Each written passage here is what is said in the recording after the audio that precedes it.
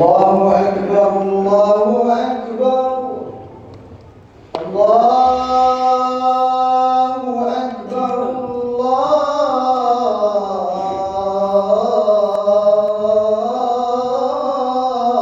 الله أكبر أشهد أن لا إله إلا الله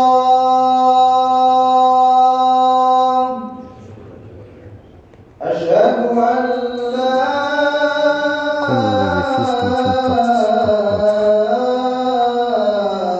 إله إلا الله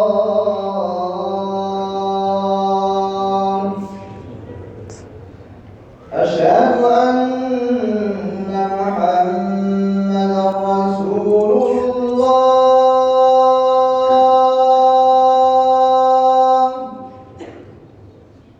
أشهد أن محمدا رسول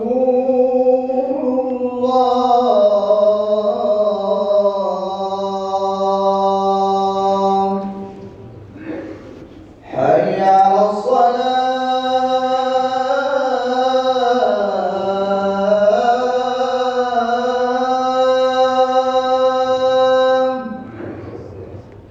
حي على الصلاة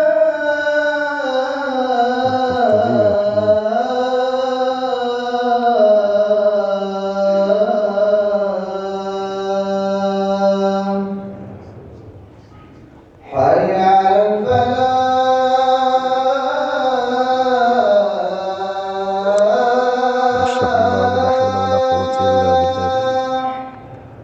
ما شاء الله حي على الفلاح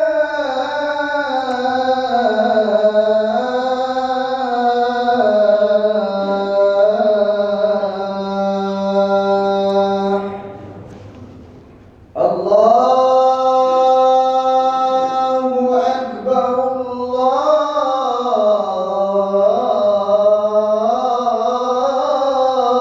الله أكبر لا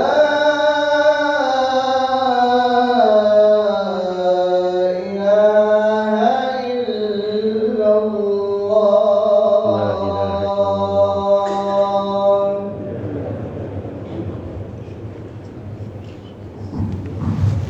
كثيرا طيبا مباركا فيه كما يحب الله صل على سيدنا محمد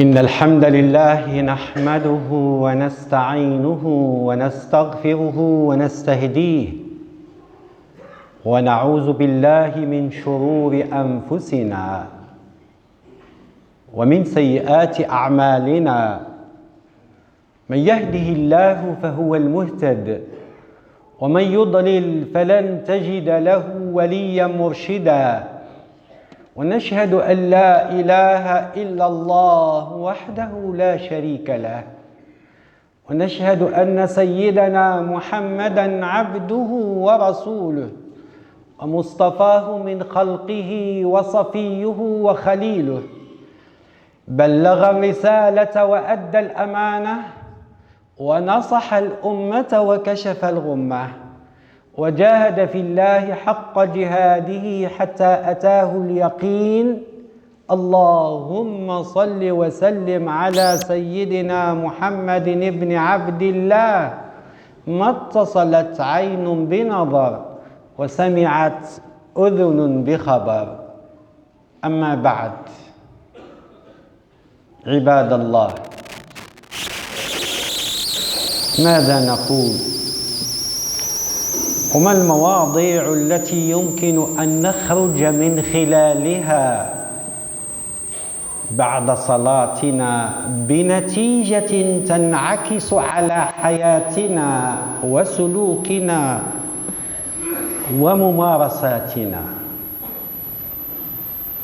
إن الإسلام عني بجانب مهم من حياة المسلم، وهذا الجانب هو جانب التعاون على البر والتقوى.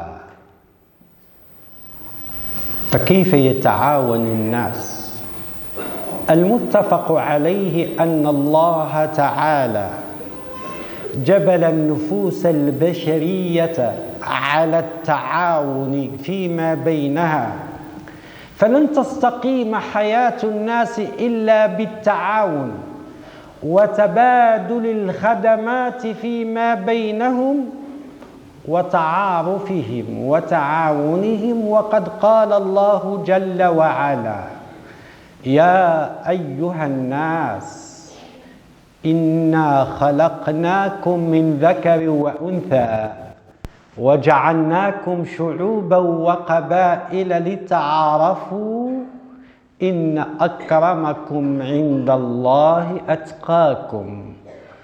الخطاب إلى الناس، والذي يقرأ القرآن الكريم يجد أن الله عز وجل خاطب المؤمنين في القرآن الكريم 89 مرة وردت كلمة يا أيها الذين آمنوا،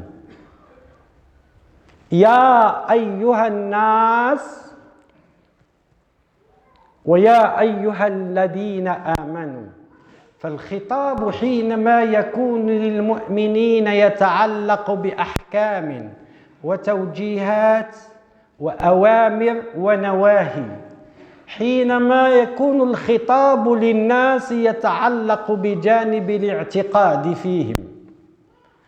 فكانت الدعوة من الله عز وجل للناس في القرآن 20 مرة، وجاءت لبني آدم 5 مرات في القرآن الكريم ليقول لهم جميعا مؤمنيهم وإنسهم وبني آدمهم أنكم مجبلون على التعاون فيما بينكم.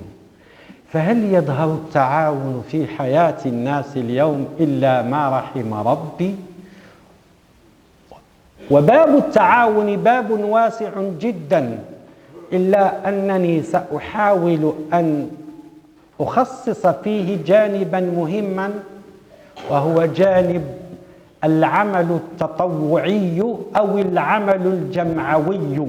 كيف نظر الإسلام إلى العمل الجمعوي أو التطوعي؟ الملاحظ عندنا معشر المسلمين أن هذا الجانب يكاد يكون قليلا في حياتنا. جانب التطوع قليل عند المسلمين إلا ما رحم ربي، بينما الأقوام الأخرى تتنافس في جانب التعاون الجمعوي والتطوعي. L'entraide a une grande importance dans la vie de chaque musulman et chaque musulmane. Plutôt, une société ne peut pas vivre une vie stable tant qu'il n'y a pas de l'entraide entre les gens. Et je ne vais pas parler de l'entraide en général, mais je vais parler du bénévolat et du travail et des actions associatives. Quand on dit associative, la plupart du temps, c'est les associations à but non lucratif. Comment les musulmans participent au bénévolat. Je le dis, je suis obligé de le dire, malheureusement, le bénévolat dans la vie des musulmans, ou dans une grande partie de la vie des musulmans, n'existe pas. Quand vous demandez à quelqu'un de travailler, de faire un geste, d'aider, sans être récompensé matériellement, parce qu'il y a toujours une récompense, parce que le bénévolat pour un musulman, c'est il fait quelque chose par plaisir, mais il sait qu'il aura une récompense d'Allah Azza wa Jalla.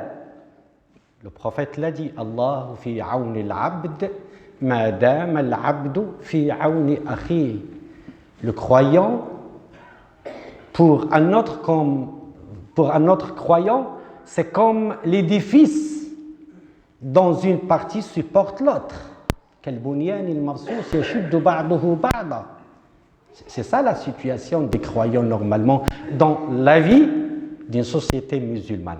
Mais nous, on n'a pas cet esprit associatif de penser à avoir un programme hebdomadaire ou mensuel ou annuel, de dire je vais consacrer une partie de ma vie pour donner et aider les autres. Donner quelque chose et aider les autres. Le bénévolat, c'est rare.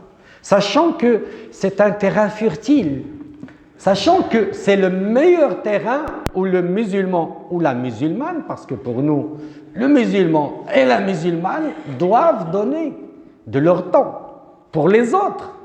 Surtout, on s'approche de l'hiver aujourd'hui, il y a des gens qui nous attendent avec de la soupe, avec un café chaud, avec des bonnets, avec des écharpes. Mais il faut avoir cet esprit. Et là, je m'adresse aux jeunes qui ont du temps.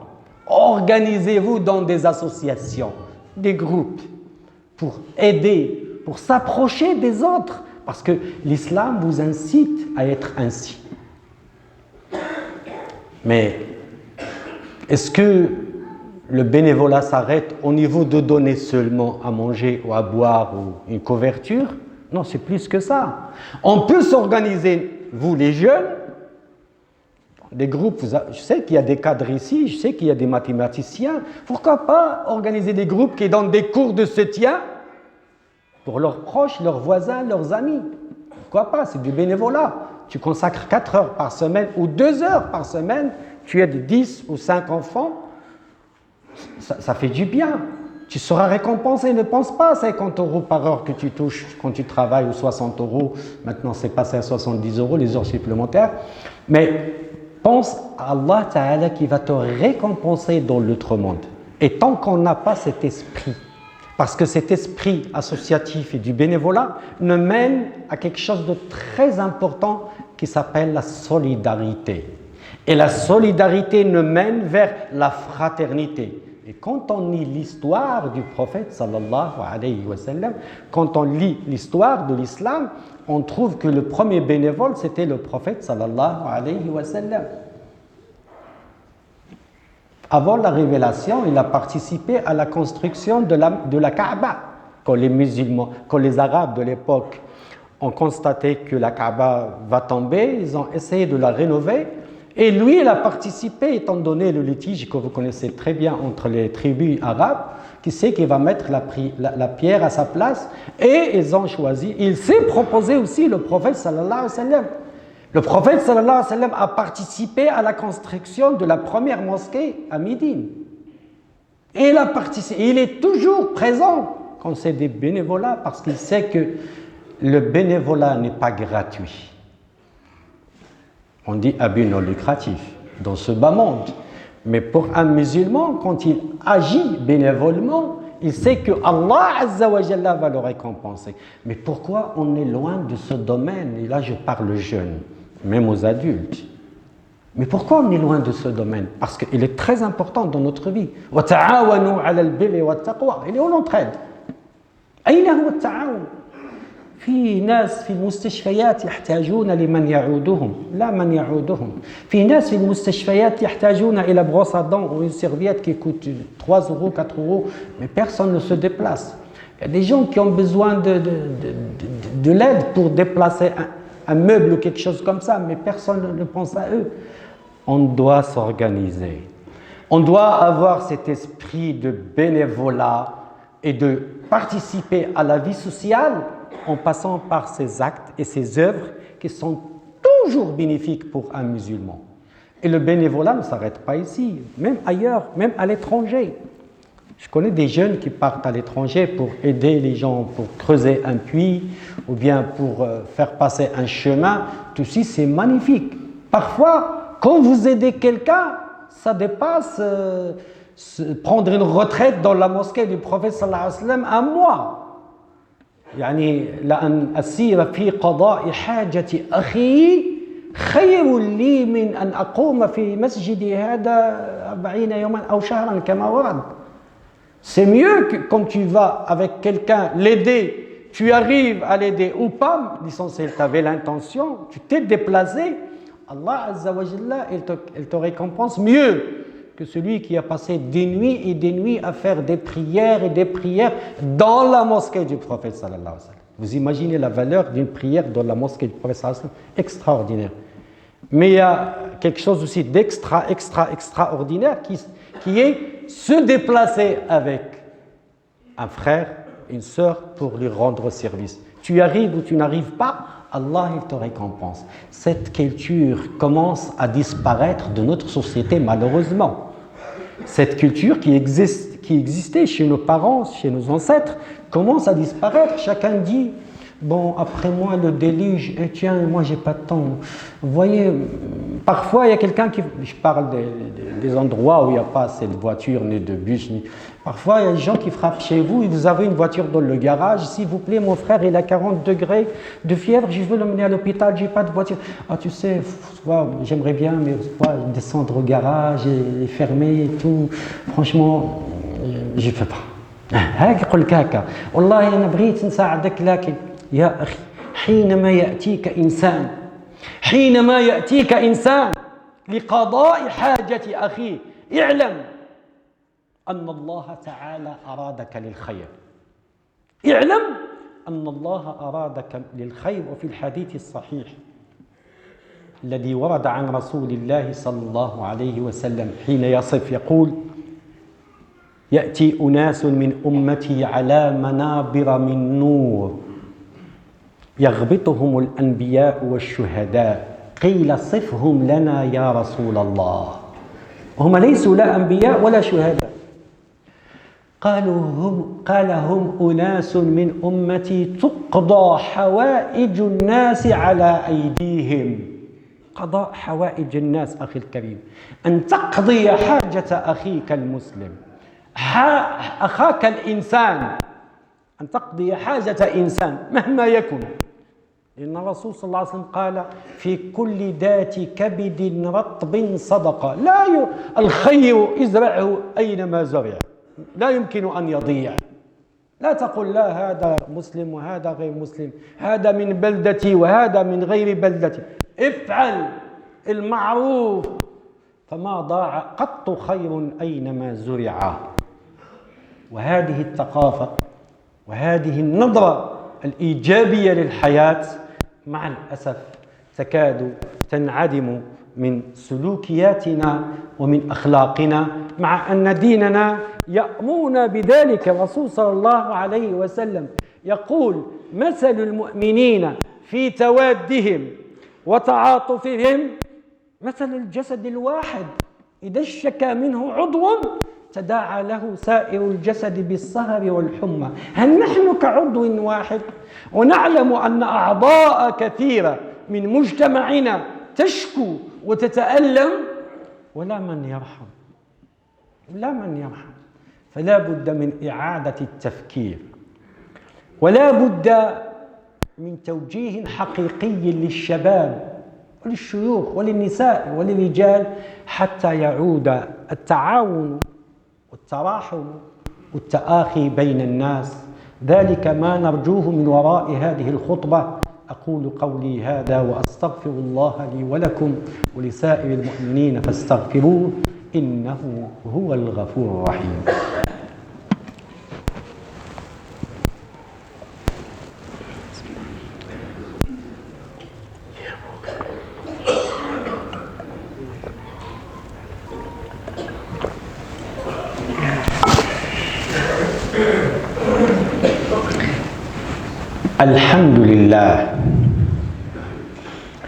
الحمد لله الذي بنعمته تتم الصالحات، والصلاة والسلام على رسول الله القائل إنما الأعمال بالنيات، وأشهد أن لا إله إلا الله رب الأرض والسماوات، وأشهد أن سيدنا محمدًا عبده ورسوله ومصطفاه من خلقه سيد الكائنات. اللهم صل وسلم على سيدنا محمد بن عبد الله ما دامت الأرض والسماوات. أيها الإخوة والأخوات، لا بد لكل أمة من الأمم إذا أرادت الوصول والبلوغ والنجاح والفوز والاستقرار أن تتعاون فيما بينها. لا بد من التعاون، والتعاون يشمل جميع نواحي الحياة. وتعاونوا على البر والتقوى. أمر من الله أن نتعاون على البر والتقوى. تنصحني، توجهني، لماذا حينما تكون أنت تبحث في الإنترنت وتجد عملا يناسبني وأنت تعلم أنني عاطل عن العمل، لماذا لا تأخذ هاتفك وتبعث إلي تلك الوظيفة لأعمل فيها أو لأتقدم إليها؟ Pourquoi quand on surfe dans les sites du travail, par exemple, on trouve un travail qui ne me correspond pas, par exemple, mais je sais que mon ami, mon voisin, mon frère, mon cousin, mon proche, quelqu'un que je connais peut faire ce travail-là. Pourquoi je ne lui envoie pas l'annonce? Pourquoi je ne l'appelle pas pour lui dire « Tiens, voilà une offre pour toi, dépêche-toi ».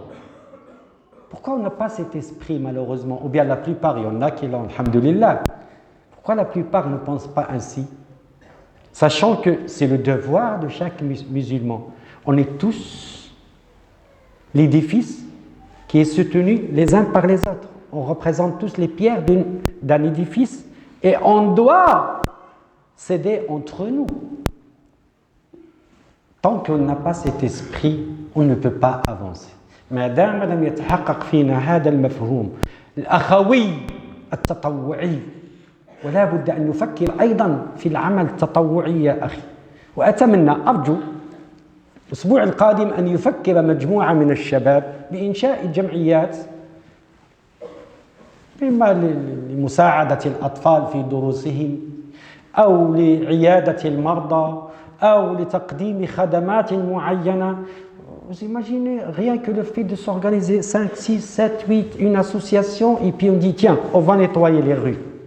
De notre quartier, on se lève le matin, on sait qu'il y a un agent qui fait ça, mais parfois il arrive en retard ou bien la rue a été sale après son passage et on s'occupe de notre quartier. On évite qu'on touche aux arbres, aux fleurs. Tout ceci fait partie de quelque chose qui fait du bien à soi-même et aux autres. Non, peut-être lui, c'est lui qui marche sur la pelouse, peut-être celui qui arrache la fleur, sachant que الصلاة كما قلت والعبادات لا تكون لها قيمة ولا يكون لها أثر إذا كان المؤمن لا يعيشها. Tant que le musulman ne vit pas son adoration, sa vie spirituelle, à travers son comportement et son côté relationnel, il nous faut beaucoup de choses et on est encore au début du chemin. أسأل الله رب العرش العظيم أن يوفقنا للعمل الجمعوي الخيري الذي يعود على الآخرين بالنفع ويعود علينا بالأجر عند الله عز وجل. Que Dieu protège nos enfants, que Dieu aide les jeunes à s'organiser pour donner de leur énergie parce qu'on en a besoin. Que Dieu protège notre pays, la France, ainsi que tous les pays du monde. Que nous vivons en paix et en tolérance et en fraternité. Qu'Allah subhanahu wa ta'ala yujazi القائمين على هذا المسجد والخادمين فيه وإمام المسجد ومؤذن المسجد وكل مساجد المسلمين. اللهم جازيهم خيرا، اللهم جازيهم خيرا، اللهم ألف بين قلوبنا، اللهم ألف بين قلوبنا، اللهم اجمع شملنا ووحد صفوفنا، اللهم وفق ملوك ورؤساء المسلمين إلى الخير، اللهم اشف مرضانا، اللهم اشف مرضانا وارحم موتانا وتول أمرنا واختم بالباقيات الصالحات أعمالنا. سبحان ربك رب العزة عما يصفون، سلام على المرسلين والحمد لله رب العالمين.